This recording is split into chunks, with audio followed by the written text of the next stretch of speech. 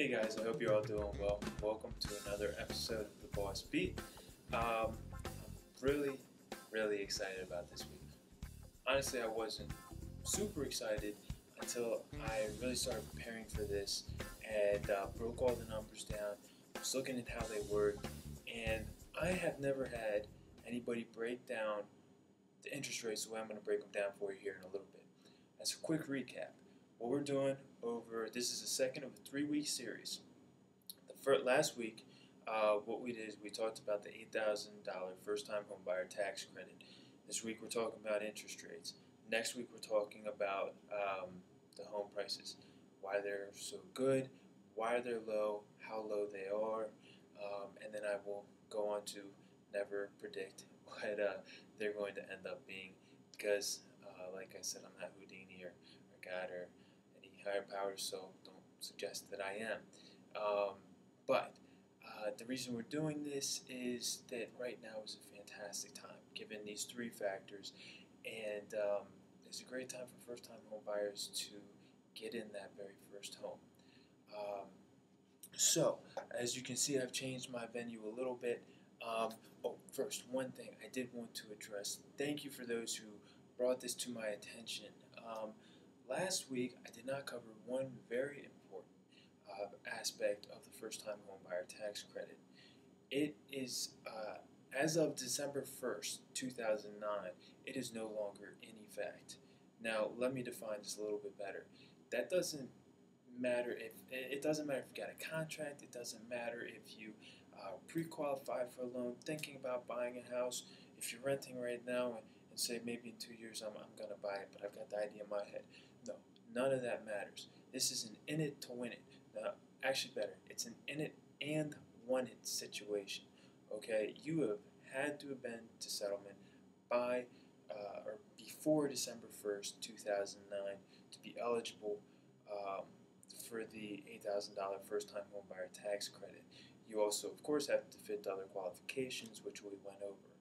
But that's as far as the time limit goes, that's what it is. Interest rates. Now, what I have done is basically had my good friend Frank Lignelli of First Home Mortgage prepare 4 good faith estimates. Now, these estimates are based on some common factors. Right now, we're looking at between 4.5% to 5% interest rates. It depends on how, if you buy it down a little bit up front, put a little more money up front to buy down to get a lower rate or how you work it. But let me explain what we've done. The common factors are $350,000 home. Okay? That's, pretty much in the middle for most first-time home buyers. You got some that go lower, you got some that go higher. It just depends on the personal situation, but that's pretty much in the middle. Okay, we've gone on an FHA 30-year fixed-rate loan. Okay, so FHA is a great way to go for first-time home buyers. We have done, with FHA, one of the reasons that makes it so great for first-time home buyers is that you only need 3.5% down. So we have figured 3.5% down. We didn't want to bump it up. We didn't, obviously can't make it any lower, so we went with 3.5% down, which is $12,250. Okay? We didn't include any HOA fees, homeowners association fees. Didn't want to get too tricky with that stuff. We did include the real estate taxes of approximately $4,000 a year. Just threw it out there because, it's, again, the middle of the road. Last thing, one of the most important aspects of my job is negotiating the contract.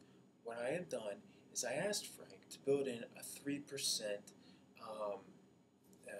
seller subsidy. So that means that the sellers would be giving to you, the buyer, $10,500 to go towards your settlement costs. Okay? So basically, given all those factors at settlement, it would cost you essentially between $14,500 and $14,700 or $14,800, something like that. um, for your upfront settlement costs based on those factors. Okay? Now, let's talk about over the course of the next 30 years, what are these rates going to do for you? All right? So I'm really hoping that this raises. First time it didn't, second time it did. Hopefully my boss won't kill me if it doesn't. Okay, so for the 4.5%, pardon my handwriting, it's not great. But there you go, 4.5%. You're looking at approximately $2,280.33 per month. Okay? Now that's again given all the other upfront expenses. Let's bump it up a little bit. This is what I said to Frank because we're trying to compare. We don't, every day these rates change. So I want to have a range of numbers. Now let's go up just a little bit, 4 3/4. All right, 4.75. Now per month, this is going to equal $2,331.75. So again, we've gone from $2,280.33 to up to $2,331.75 with just a quarter of a percentage interest rate change. Okay? Now, it's a big moment. Let's see if this changes. Well, there we go. That works. By changes, I meant erases. Yeah. Let's go up to 5% now. We got a 5% interest rate. You are essentially looking at $2,383.89. Okay? Let's bump it up, much bigger difference, to 6%. 6% is going to be a lot of money, difference, okay? But frankly, it's not that bad. We were up at 18% in the late 80s. 18%, okay? So the difference between 4.5% and 6% really isn't that much, you think? Let's take a look. Okay, so 6%, you've got $2,599.47. Okay? So, there you go. That's 5 and 6%. Now, let's break this down one more time. We're going to go back to 4.5%. Okay? And we said for that, it was $2,280.33. Now, using our third grade math skills, we'll know that that's a difference of $319.14 per month. That's nice. It's good. Nice, few very nice meals at Chez Francois, right? Very good. Now, I'm going to write a number up here. Okay? And this is going to be the number that over, what I did is I multiplied $319.14 by 12, because 12 months in a year, and then by 30 years. Okay? I'm going to start writing right now. $114,890.40 is the amount of money that you will save between a 4.5% loan, interest rate loan, and one with 6%. Do I need to say any more? I don't think so. This is good. This is good stuff. I love it. It's wonderful. It's beautiful. Over 100 grand? Are you kidding me?